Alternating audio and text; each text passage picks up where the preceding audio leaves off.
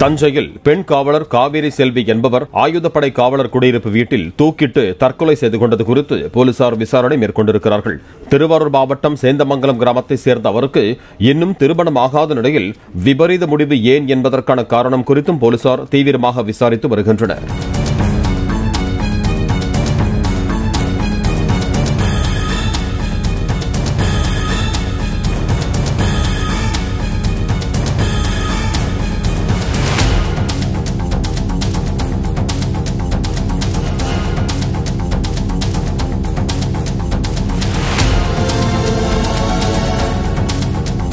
Play store மற்றும் app ஸ்டோரில் இருந்து பாலிமர் செயலியை QR கோடு மூலம் பதிவிறக்கம் செய்யுங்கள். செய்திகளை உடனுக்குடன் பெறுங்கள்.